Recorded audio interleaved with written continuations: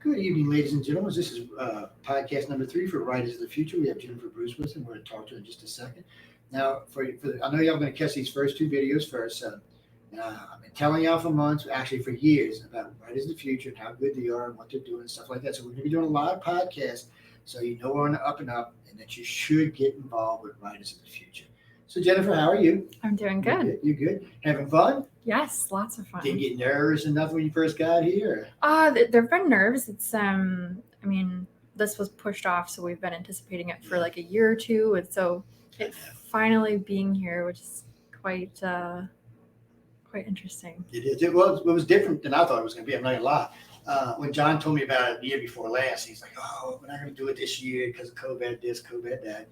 And when he told me it was going this year, I said, "Well, come on, we'll push it all over the place. Let everybody know what's going on."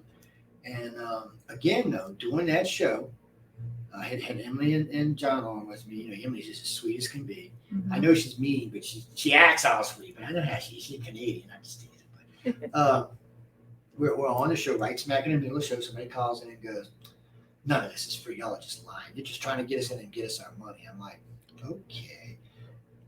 I went on a 15-minute spew after that. And then, of course, John and Emily answered it very eloquently, which was nice. But it's hard for people to really rest it. So for you, so first off, let me ask you what made you decide you wanted to write?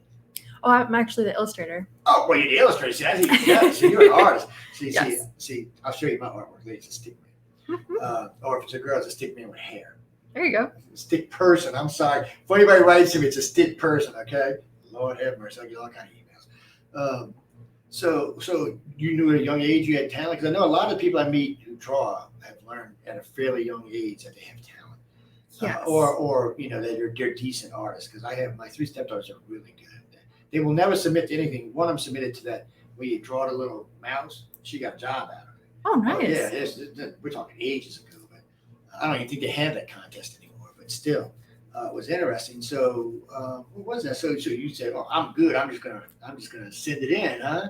Oh, so we got the ego here now. I see what's going on now. I got it. See, because writers are new writers don't have as much ego as illustrators do, because illustrators usually have more experience. Or it's different. In book, you got to write it out. Artwork, you can go show your friends or your family and say, "Hey," and if they go, you get the feedback. You get. I always tell people, don't trust your family. Show it to somebody outside. And like, well, I said, one family might not want to hurt your feelings, or a family might be overly critical. I said, so it's always good to get an outside opinion. Yep. Which is a good thing. So, who did you illustrate for? I mean, which one was it? I was Sarah Fox. It was the story. Death of a Time Traveler, I believe. Oh, I haven't seen that one. You don't have to read that. It was good. I really liked it. Was it 36 or 37? 37. 37. Mm-hmm. Well, 37 guys won't be out until November 2nd, but and after that, y'all will get them. I've already got some coming in. Or mine will be in November 2nd. I don't know what the rest of y'all are going to get them.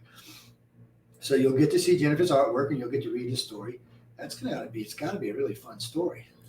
Yeah, I really liked it. It's kind of subtle and poignant. So how did you decide what you were going to illustrate for?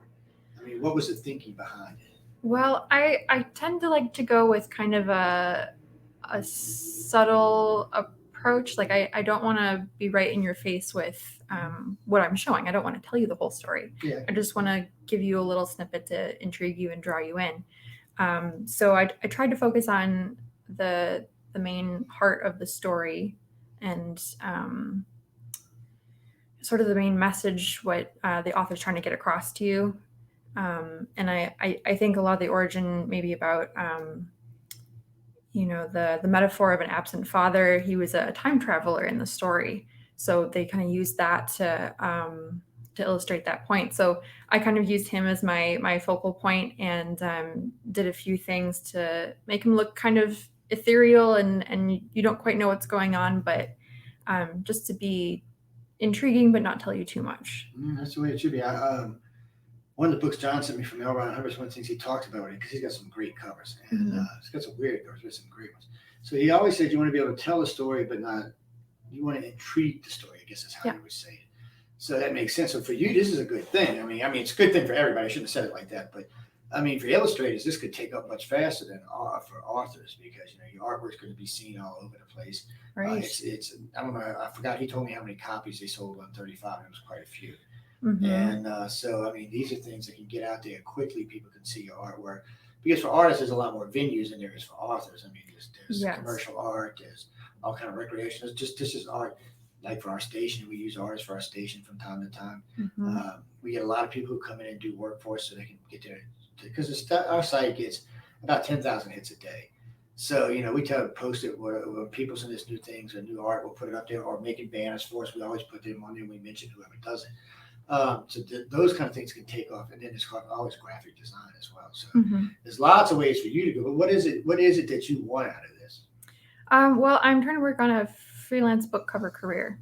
That's the way to go. Yeah. So this is good application for that. I mean, what we are doing isn't on the covers, but it's essentially, what would be a book cover for that story. Well, covers sell a book. Let's be Yeah. honest. Oh, about it. 100%. Or the story. I should say the book or the story because sometimes they're going to be inside of another book. But I'll be honest, and I shouldn't even say this because it sounds a little childish, but a lot of times I'll look at the cover and I don't like the cover. I won't read it. Even if somebody, it's a good book, I'll look at it. I'm 100% the same way. And I think a lot of people are. And I work with a few indie authors. And, a lot of indie authors just starting out, they're not wanting to put a whole ton of capital into their book, which makes sense. But I really think the cover is one of the places you want to spend the most. Because especially on Amazon, if that's where they're selling or some other online platform where their name is not known, the only thing that people are going to see as they're like scrolling past really quick is the cover. And you have to be eye-catching with that. And I really advise authors not to do their own covers. I agree. I got an ex-girlfriend of mine who does cover art. That's what she does. Mm-hmm. But she does it on a percentage. Now, for bigger names, she just takes a cash cut. Yeah. But for new authors, a lot of times she'll say, okay, this is what's going to cost you. You need to give me 20%. And then as your book grows and sells, I'm willing to take a cut out of the book. And for sometimes, like what she said, I forgot what book it was. So she cut this deal with this guy and the book took off. It sold like 5 million copies. Nice. She made like $300,000 off the cover. Because she took, I think it was like 12 or 15% or something. So, wow. She did a great job from the artwork was fabulous. She did the cover, the back, and a couple of things inside. And she said, I forgot the book, but she said the book was really easy to do artwork for. She just kind of it flowed through, and she kind of broke it up in sections. So the artwork was kind of telling you the story, but not enough that you still had to go read it because every now and then I do see it. Like some of L. Ron's covers I noticed. The cover is the story. You look at the covers, all right, I don't need you know what you're getting into, yeah. And he actually suggested you do it that way. Personally, I don't personally think you should go that way with it. I think it should be a good teaser. Yeah. Something that catches your eye, something that really interests you, and because anything eye catching, at least you're going to pick up. Yeah, and you want it to relate to the story too, because I remember one book I picked up a while ago. It had this awesome like airship on the cover, like in the jungle, and it was a story about like two people on this kind of journey, and the airship was in the book for like a total of like 2 minutes before they crashed it and went off on somewhere else. And I'm like, I got this for the cool, like, steampunk kind of airship. And it was like not really about that at all. I've run across a few like that. I've actually written to the authors, or I invite them on the show, which by the way, I haven't talked with that kind of stuff. Oh. So I authors just recently invited. She said, dude, who did your cover work? I said, graded. And I said, yeah, but I said, it's kind of misleading, isn't it? And he's like, but Joe, I'm like, no, dude, that's a misleading cover. I said, you know how I am. I said, you told me to go read. I went and read it. I said, the cover was deceptive. I said, it was a great cover, and it made you want to buy the book. I'm not going to lie. But by the time you were halfway through the book, you would realize that the cover had nothing to do with the book. Mm-hmm. And I was kind of like, well, and that just hacks people off at you. A lot of times it can cost an author books because, people get mad and they might not come back. Yep. If they feel like you're going to cheat them that way, you might be cheating in the rest of the story. And it's a hard thing. And like I said, my artwork is a stick man with hair on it. That's about it. I think I might be able to draw an airplane, maybe. Maybe. I don't have no qualms with people that tell me all the time, you shouldn't say that about yourself. I said, I know my limitations. Singing, writing, drawing is not me. I said, it's not that I haven't tried. I said, I have. I said, I can't even sing in the shower. That's how sad it is. I said, but I have other talents. I run 3 businesses. I've got a lot of research under my belt, so it's fun for me. And it's fun for me to meet people like y'all. It's always fun. I love talking to new people, getting into the fields. Somebody asked me this other day. I was doing an interview with a lady out of California, not out of California, out of Seattle, about her book, and we were talking. She goes, "Well," she said, "you seem to be excited about this." I said, "Yeah." So we all start at the bottom and have to work our way up. I said, "Unless you come from a famous author who's helping you write, other than that, the rest of us are working our way up." Mm-hmm. And I said, when I got into radio, I had 50 listeners. I said, yeah, I have 3 million now, but that's now. That's not 20 years ago when I got into it. So Yeah. I tell people all the time, young or old, I said, don't get discouraged. Just keep plugging away. I said, sooner or later, you'll hit the one you need to hit and it'll go on. But most people can't make it that far. They want to give up halfway through. And you heard with Wolf talking. We talked to some other people here that took 30 or 40 tries to get in. Sometimes it does, but if it gets there, it's there. Yeah. And I know there are going to be a lot of big names looking at y'all's artwork. I met a few of them, and I just recently, a couple of months back, we did a show with a couple of companies who's going to be directly looking at the artwork in these books. So you might get lucky there. So it's, like I said, it's a little easy. I shouldn't say it's easier. It might be a little faster, maybe a better word, because they might not want to read every story, but flipping through, looking at the artwork is quite easy. And artwork is going to pop out at you. Like we were talking about a few minutes ago, it's going to catch your eye. Yes. It is just getting it in front of those people, though. You have to be in the right place at the right time. You do. You really do. But I did notice, like, who was it? What's his name? McAfee, whoever his name was. Mm-hmm. He had put his Billboard's banner up today. And I noticed, he had bookwork, all the artwork and all that on it. It even had a QR code, which is actually a smart idea these days. Yeah. If you can sneak one in somewhere, or, because that helps drive. I mean, anybody who's got a phone pretty much has a QR on their phone these days. So at least the ones that know how to use their phones. Let me say it that way. I got friends that don't have no idea what a cell phone actually is. Other than it's a phone, they have no. And even then, they're aggravated because it don't work like a regular phone does. I had a good friend of mine there. He said, "I want the old phone with the dial tone." So I sent him a Hasbro. They got a new Hasbro toy phone, but it's a real phone. So I sent it to him. You hook it to your cell phone, and you can use it. No way. Yeah, that's what it is. And he's like, "I love this thing, man." I heard that earlier. I don't know what that was. He loved that thing. He's had so much fun with it. Oh, His kids keep trying to use it. He's got little kids. He said, "No, it's daddy's. It's a real phone." And it just plugs it. I mean, it plug it to you, just Bluetooth into your cell, and everything goes there. He loves it. He thinks it's the greatest thing. I only paid I think it was $59 or $69 for it. And he calls me like once a week going, "Guess what I'm on?" I said, "I know what phone you're on. Let me show you on my camera." I'm like, "I don't need to see the phone." But he's an artist by trade. That's what he does for a living. Nice. I think he's an okay artist. He thinks he's Mr. Fabulous, but he started out doing stuff like you're doing, and a company picked him up. Actually, Coca-Cola picked him up for a while, and Folgers Coffee stole him from him. So he does all their artwork, all their commercial artwork. So he does like the sketches and the art for the commercials. Mm-hmm. So they take that and then they put that into an episode or a commercial. It's great work. He said it pays really well. Yeah, I've heard of that. And he said you're not going to actually see my picture. He said you're going to see my picture, but you're going to see it as an emotion. He said they take it and put it up there, they put it all in motion. He said it's great, and he's made a lot of money doing it. And he makes more money than I do, so I can't say nothing. He tells me, "Man, I made more money than you did this year." It's like, shut up. Look, that's what you have when you got crazy friends. So you should have a good shot here coming out. Yeah, I hope so. So you've been drawing for a while, though, haven't you? Yeah. I'm one of those people who've been like drawing since they were a kid, but it took me like 5 years of college to figure out that's really what I wanted to do. That's a good thing. Yeah, and then I went to college for creative studies for 4 years, and that was a blast. It was fantastic. I got 2 different college degrees, which I used neither one of them, by the way. Yeah. I hate to say it. And people, I'm not saying college is bad. I think everybody should go to college if they can. But I got 2 degrees. I got my bachelor's in science, and I got a bachelor's in psychology. And the psychology I still kind of use sometimes when I'm talking to certain people, but it does come in handy in interviews. Oh yeah. But still, I didn't need the course to do it. But it was a lot of fun, thinking how crazy people actually are. Yep. I remember when the city of New Orleans offered me a job as a counselor. I said, "Well, yeah, okay, how much? $20,000 a year." Oh. I said, "My grandkid makes more than $20,000 a year. You can forget it, man. I'm not going there for that." He said, "Well," I said, let me get this straight. You want me to talk to halfway sane, crazy people all day long for $20K a year, right?" It's like 5 years ago. I'm like, I said, maybe 120,000. I'm like, think about it. I said, but no, I ain't doing it. And remember, for every, and this will be in the rest of the podcast, don't settle unless you feel like it's worth it. Yes. Because, a lot of people think just settle and maybe I'll get there. Well, I'll tell you a little secret, and I'm guilty of this myself. So when I'm hiring people or bringing subcontractors, if I got a particular price in my head and they're willing to settle for this, I'm not going to tell them the difference. Yeah, for sure. It's profit for me. It's kind of a bad thing to do, but I will tell them sometimes, maybe you should have looked at this a little more, or I'm not going to tell them how much the amount was because that's something you need to figure out because they're competition basically. So I'm like, but look, I said, think about your bids ahead of time. It's the same thing for you. You're going to be doing work. Don't sell yourself short. It takes skill. And there's not that many, I hate to say it, there's probably less skilled illustrators out there than there are authors.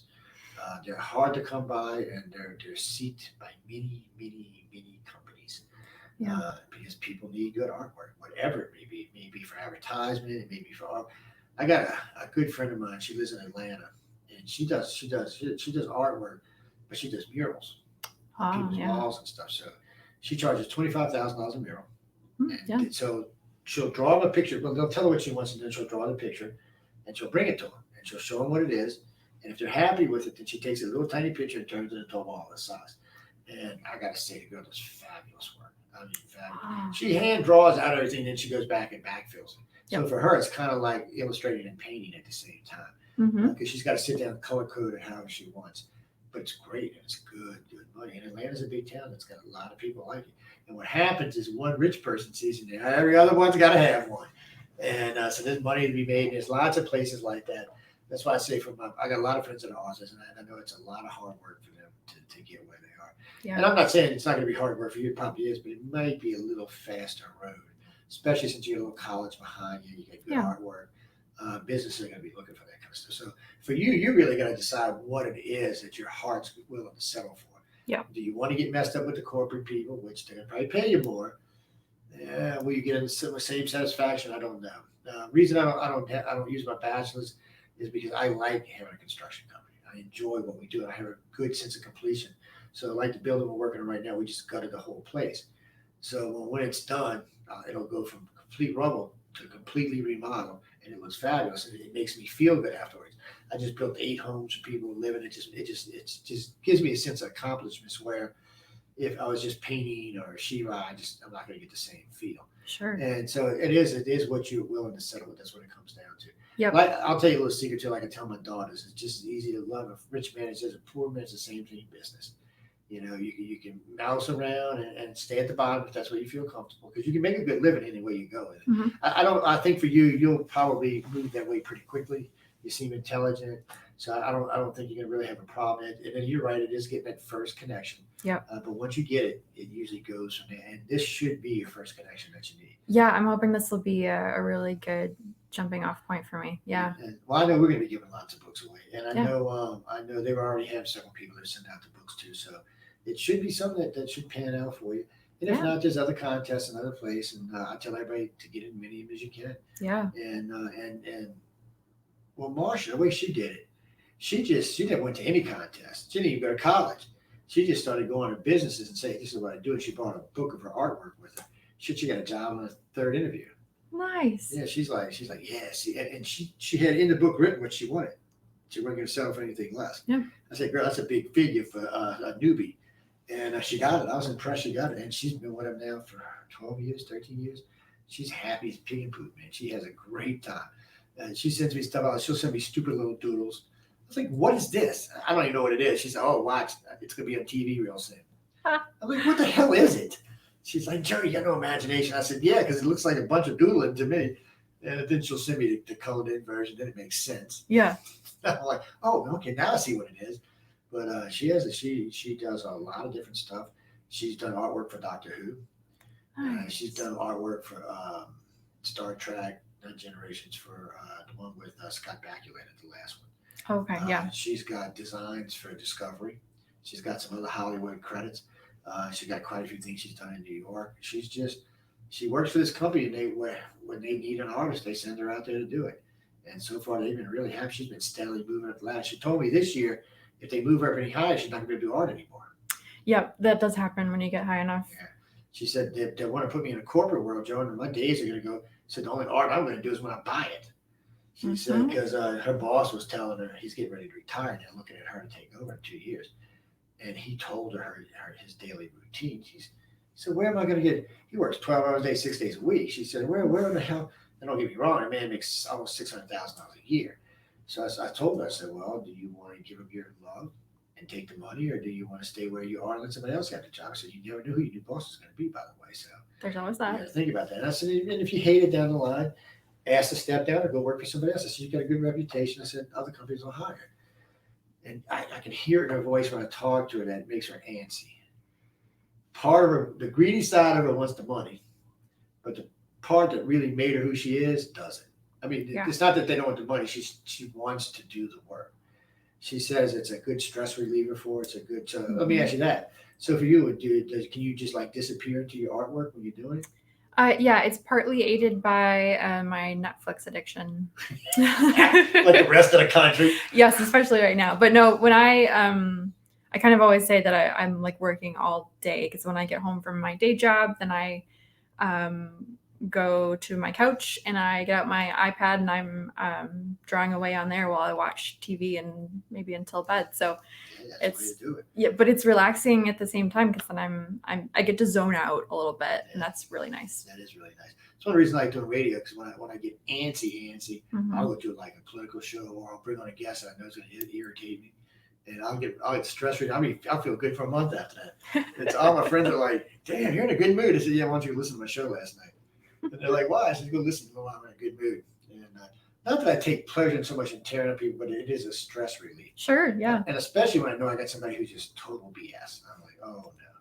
That's like the interview with de Blasio is going to be tough on me, because I know he's got a lot of BS with him, so it's going to be a tough one. I'm going to be like, yes, sir. No, sir. Oh my God, shoot me down, sir. It's just one of the things. So, I mean, so plans for the future? Just keep doing what I'm doing. My goals are I'm probably going to look for an agent. Good idea. And I really just want to get in with some big name publishers. Yeah, you probably can too. Yeah, so I would keep submitting here too. That can't hurt you any. Yeah. And I mean, win some more, Plus, they give you a little money, fly you out to Cali, let you hang out and stuff. And I told him next year you need to have it in Vegas. He goes, "Why? I'd never see you the whole time." I said, "Yeah, you're probably right." I said, "How you do interviews in a casino? Just be a little ding, ding, dinging in the background." Right? Yeah. He's like, "No." It is a great place. Matter of fact, there's a picture of Emily with Terrell holding her over her head. It's that big giant. Like they used to have it on Hollywood Boulevard. I don't know where they got it right now, but he's big giant, like 13-foot Terrell from Battlefield. And Emily's like this, like holding on to them. I weigh 5 ounces. It was kind of hilariously funny though. But so that's a good idea. Finding places like that. You sound like you got it together, girl. I think you're gonna do fine. I'll be calling you in a couple of years. How rich are you now? But I hope I'll have a good answer. Yeah, but still, sometime, like I said, probably in December, January, we'll call you back to let you do a full interview so you can really get out and discuss it. Maybe show some of your stuff. You want to bring some artwork. Yeah. Matter of fact, if you want to bring some artwork, you can send it to me, and I'll have you send it before the show, and we can just scroll through the show. You can describe the pieces and stuff like that. So, and that's all. And what I'll do is, I'll probably maybe I'll bring you on the Science and Beyond or one of the other ones, because UFO Undercover is great. But they get a little antsy if we're not talking about aliens and UFOs, so they'll start getting. Yeah, I don't do a lot of alien art. Sorry. The natives will just get restless and leave it like that. But Science and Beyond's got about 1.5 million listeners, and it's a good show, and a good place to think. We've had some really big name people on, so awesome. It'll just like I said, you can send me whatever you want to send me, and then we'll just scroll through it. And you'll be able to see it. So you just tell me what you want, and we'll go, or we can number it. You can just tell me what number, and it'll come up. And you'll be able to see it when it comes up, because it'll come up on the screen. It'll move me and you to the side, and I'll put it in front. And so you'll be able to see all of it. You can describe it and stuff like that. And you'll have a video record of it. So in the future, if you want to show us off your artwork, you can just say, here, go here, or you can just take the podcast and download it and have it. It's just another piece of your portfolio. Awesome. Thank you. So it's just, we try. That's what we're here for. I remembered in the old days when I was starting out, and it was different when I started. Nobody wanted to give you a break. It was mostly AM, and a podcast was a thing of the whatever. People like, podcast, what is that? Oh God, I'm not listening to a podcast. I'm listening to FM. Now there's more people listening to podcasts than FM. So that, the last I checked, I think they said there's 2.2 million podcasts last year in the United States. Wow, That's insane. it is. I mean, so there's a lot of them out there. There's a lot of jibber jabber running around. There's a lot of wannabe hosts, a lot of wannabe everything's out there Yep. these days. I'm fortunate we're not just a podcast, we're a whole network, and we're going back full FM pretty soon. So that helps out everybody too. And that's another thing when we go back full FM, like when we're in Atlanta, Baltimore, DC, places like that. When you're on the show, you'll be hitting those markets. People will actually hear you. And once they know that we're showing the pictures, they can jump over to one of the video sites and see it for themselves. So, I got several big wigs. My sister's a big wig in Atlanta. She works for Marriott. Yeah, she's a big wig for the Marriott. Her husband's in charge of moving all the nasty stuff across our country. That's what he does for a living. He makes sure it gets from point A to point B without killing somebody along the way. It's always helpful. Yeah, so between the two of them, they're pretty big up in there, and she loves it because the Marriott sent her. She went and spent 2 weeks on an aircraft carrier as a commander, Wow. and they send her all over the place like that. And last I checked, she was booking all of their conferences, but man, she had a great job for a while. She was she went to the airport and picked him up and took him shopping. I'm like, Steph, how you making how much a year to do what? I said, I'm moving to Atlanta. I said, I want your job, girl. Get out of here. You're going to take people shopping and get paid for it. I'm like, how the hell do you get a job like that? Of course, in her case, it was a reward for being with them for so long. But she started out with the Wyndham and she ended up with the Marriott. But that's what I'm saying. Her too, she started out as a clerk and now she's way up there. So, yeah.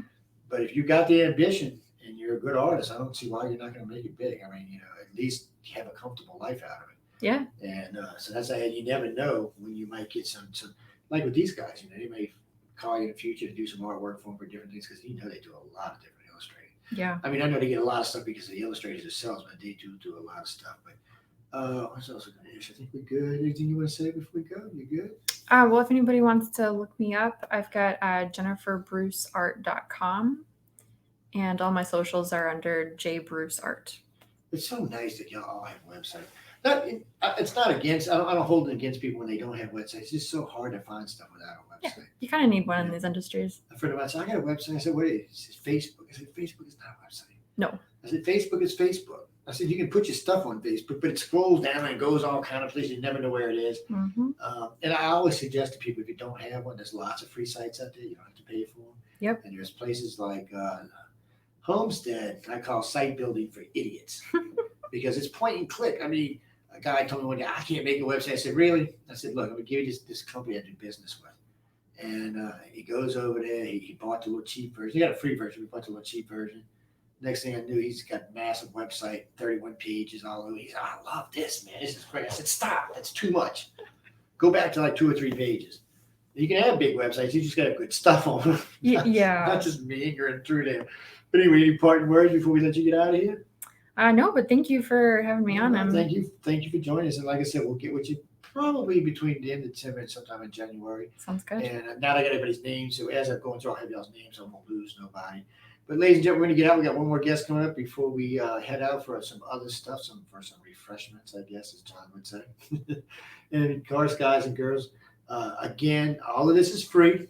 All you got to do is either draw, submit some artwork, or submit an illustrator, or submit a story. And either way you go, you got a good chance of winning. I mean, don't get me wrong, there's competition out there. And since I joined up with them, the competition is steeper because I'm bringing them a more global audience now.